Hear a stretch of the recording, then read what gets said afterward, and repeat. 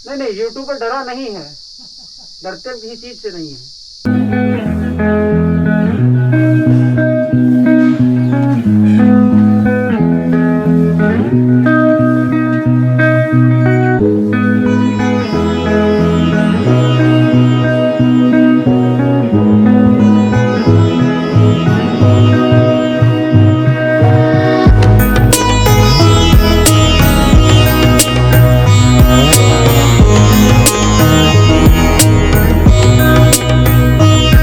मलिहाबाद का नाम सुनते ही हम सब के मन में एक ही ख्याल आता है, मीठे रसीले दशहरी। जी हाँ, उन दशहरी का नाम सुनते ही हमारे और आपकी जीभ से पानी टपकने लगता है। पर आपको बता दें, मलिहाबाद सिर्फ अपनी दशहरी के लिए ही नहीं जाना जाता।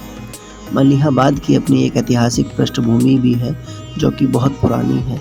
मलिहाबाद जो क्षेत्र है वह अवध प्रांत के अंतर्गत आता है। अवध के नवाबों का राज मलिहाबाद पर रहा। आज हम आपको ले आए हैं मलिहाबाद की एक ऐसी ही ऐतिहासिक धरोहर पर।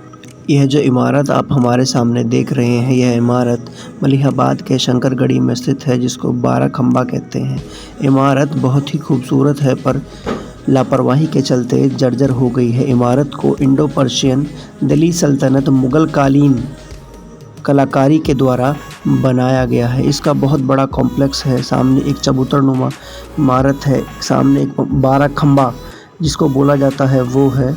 चारों तरफ से लखमरी ईंटों से इसका घेराव किया गया है, पर अभाव के चलते देखभाल के यह इमारत जो है वह जर्जर हो चुकी है।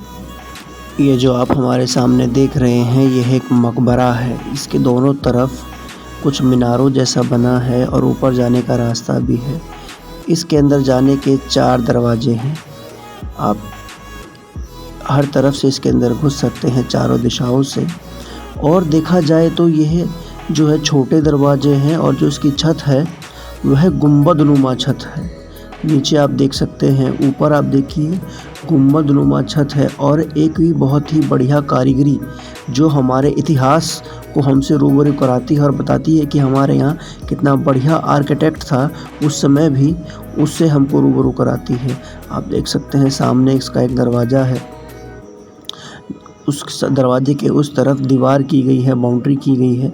और कहा जाता है कि यह सिर्फ एक ही इमारत इस क्षेत्र में नहीं है, ऐसी न जाने यहाँ पर कितनी इमारत हैं जो इस क्षेत्र में पाई जाती हैं। आप देख सकते हैं यहाँ पर बारीक बारीक नक्काशियाँ की गई हैं, आले बनाए गए हैं जिनकी कालक आज भी उनके अंदर मौजूद है। और आप देख सकते हैं यहाँ पर ये सामने एक चबूतरनुमा चबूतरा जैसा कुछ है, जिसके पीछे इमारतें बनाई गई हैं। मानो लगता है कि इस चबूतरे पर बैठकर कोई मतलब स्पेशल रंगारंग कार्यक्रम किया जाता हो या फिर कुछ प्रकरण किया जाता हो।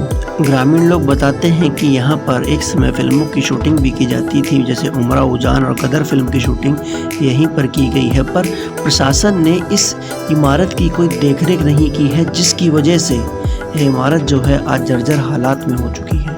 और यह इमारत मलिहाबाद की गंगा जमुनी तहजीब को अपने अंदर समेटे हुए है। अगर इस इमारत की देखभाल नहीं की गई तो हमारी आने वाली पीढ़ियां अपने इतिहास को भूल जाएंगी।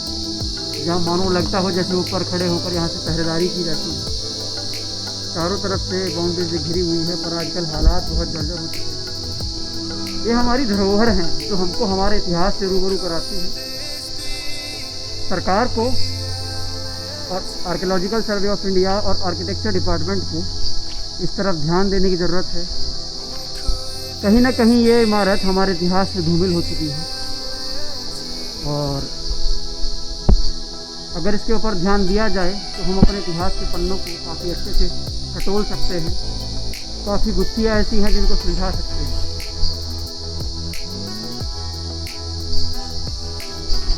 आप देख सकते हैं ये आजकल आशिकों का और नशेड़ियों का, गंजेड़ियों का अड्डा बना हुआ है।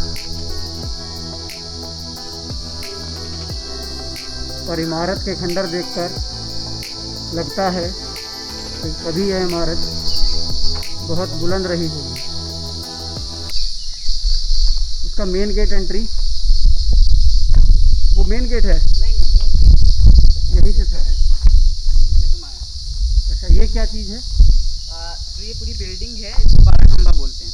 और इसमें जो तुम ये देख रहे हो, ये गुंबद वाला सामने वाला जो गुंबद है, इसमें तुम्हें दिख रहा होगा कि 12 खंबे लगे हुए हैं। इसी के नाम पे इस पूरी जगह का नाम पड़ा है 12 खंबा। और ऐसी मान्यता है, मतलब जो मैंने सुनी है यहाँ पे, कि अगर तुम जाके इन 12 खंभों को गिन लो तो तुम बीमार पड़ जाओ, ऐसा कहा जाता है। मतलब अगर तुम गिन लेते हो तो तुम्हें यहाँ से बाद में माफ़ी मांगनी पड़ती है। मैंने तो बहुत बार गिना है, ऐसा कुछ नहीं है। दूसरी चीज़, यहाँ से जब तुम ऊपर जाओगे, जो जीने हैं, इसके ऊपर जाने के बाद एक बिच्छी बनी हुई है मिट्टी की, उसको मिटा दो, फिर लोग ऐसा कहते हैं कि कुछ टाइम के बाद वो बन जाती है। अच्छा, ऊपर जाने का रास्ता है? यहाँ से ऊपर जाने का जा सकते हैं? हाँ, जा सकते। चलो। अभी जाना ठीक नहीं होगा क्योंकि बरसात का मौसम है, इमारत जो है वो खंडर हो जाती है। अब ये ना कहिए कि यूट्यूब पर डर गया। नहीं, यूट्यूब पर डरा नहीं है, डरते किसी चीज से नहीं है, पर यह है थोड़ा इतिहास। हमारे एक मित्र हैं जो मलिहाबाद क्षेत्र के ही रहने वाले हैं, उन्होंने हमको इसके बारे में और डिटेल से बताया। आगे की ओर जाते हुए हमने देखा इमारत की दीवार तोड़ दी गई है और इसके अंदर से जाया जाता है, जो देखकर हमको बहुत दुख हुआ कि हमारी ऐतिहासिक चीज़ें इतनी बुरे हालात में हैं। सामने ये पूरा इसी का क्षेत्र है, इधर ये 12 खंबा है, जिसकी वजह से इसको 12 खंबा कहा जाता है। वहाँ जाना मना है।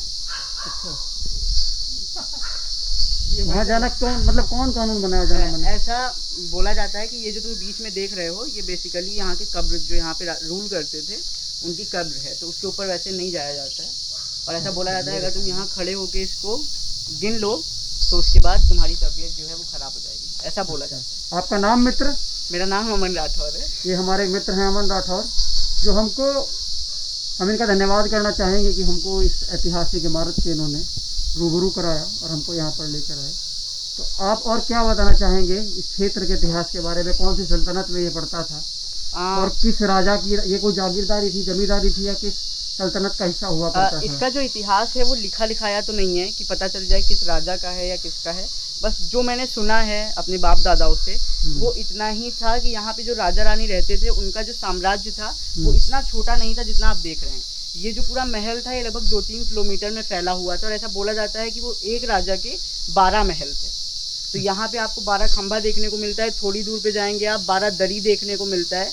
तो ऐसे करके 12 शब्द को लेके ही कई सारे महल पूरे मलिहाबाद में फैले। क्या इसका जो कुछ मतलब रिश्ता बोल सकते हैं, अवध प्रांत से इसका कुछ रिश्ता था? अवध से जो मलिहाबाद का रिश्ता रहा है वो बहुत ही कह सकते हैं कि जो गंगा जमुनी तहजीब है अवध की, वो सबसे ज़्यादा देखने को आपको मलिहाबाद में ही मिलेगी, क्योंकि मलिहाबाद में आपको वो जो उर्दू की नज़ाकत है, जो आपका जो एक संबंध होता है, वो सबसे ज़्यादा आपको मलिहाबाद में ही मिलेगा। अच्छा, तो ये जो अभी आसपास के जो बाग बगीचा है जी, ये किसके आधिपत्य में आता है, किसका क्षेत्र है ये? कोई इसका मालिक हो कोई? नहीं, ऐसा कोई इसका मालिक नहीं है। बस यही है कि यहाँ पे दिन में आशिकों के जोड़े देखने को मिल जाते हैं, या तो चरस गांजा पीने वाले, और शाम में यहाँ कुत्ते मिल जाते हैं, बस। अच्छा, तो आप रात में कभी आए हैं यहाँ पे? नहीं, मैं कभी रात में नहीं आया। अच्छा, तो आज आने आप रुकने की कोशिश करेंगे हमारे साथ रात में? जी बिल्कुल बिल्कुल। ऐसा कुछ नहीं है, भूत प्रेत जो है, जो शक्तियाँ होती हैं, उनको हम सर झुकाकर सलाम करते हैं, उनकी हम इज्जत करते हैं तहे दिल से। और आप देख सकते हैं यहाँ पर ये जो इमारतें जर्जर हो गई है, इमारतें बहुत जर्जर हो चुकी हैं। अब आप इस क्षेत्र के रहने वाले हैं जी, तो आपकी क्या उम्मीद है प्रशासन से इस इमारत को लेकर? हाँ, बस मेरी उम्मीद सिर्फ इतनी है कि अब तो काफ़ी हिस्सा तो टूट चुका है, बस जितना हिस्सा बचा है उसकी मरम्मत कराकर कम से कम उसको एक क्या कहते हैं उसको संरक्षित कर लिया जाए। ये ना हो कि धीरे धीरे करके कोई अवशेष ना बचे हमारे पास। अच्छा, और मतलब ये जो यहाँ के जो प्रशासनिक जो अधिकारी हैं या फिर यहाँ से जो विधायक सांसद जो जी कुछ हैं, वो कभी इसके बारे में कोई बात नहीं करते? नहीं, कभी मैंने तो कभी अपने जीवन में जितने बड़ा मैं हुआ हूँ कभी मैंने सुना। और यहाँ की कम्युनिटी जो है, यहाँ के लोग इसको प्रिजर्व करने के लिए कुछ पीड़ा उठाते हैं? नहीं, यहाँ के लोग इसको प्रिजर्व करने के लिए कुछ नहीं सोचते। बस ये रहता है कि यहाँ के लोग इससे और दूर भागते हैं, क्योंकि उनको इस जगह से लेके, मतलब हम कभी घर पे भी बात करते हैं कि हम यहाँ जा रहे हैं तो हमको मना कर दिया जाता है, सिर्फ इसलिए कि यहाँ पे जाने से लोगों के ऊपर कोई साया या उनकी तबीयत खराब हो जाती है। ऐसी चीज़ें लोगों के दिमाग में बैठी हुई हैं। और ये काफ़ी खूबसूरत इमारत थी कुछ टाइम पहले, पर अब ये और टूटती जा रही है। हर साल इसमें कोई ना कोई हिस्सा गिर जाता है। जैसे ये आगे अभी जहाँ से हम लोग आए हैं वो पूरी दीवार खड़ी थी पहले, आपको पूरा गेट दिखेगा जब आप आओगे, पर अब वो पूरी गिर गई।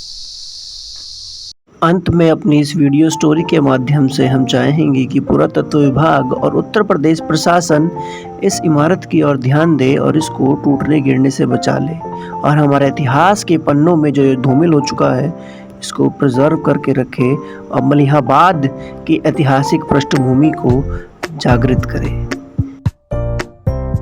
ऐसी और रोचक वीडियो देखने के लिए हमारे चैनल को लाइक शेयर एंड सब्सक्राइब करें और कोई सुझाव देना चाहते हैं तो कमेंट बॉक्स में लिखें। जय हिंद।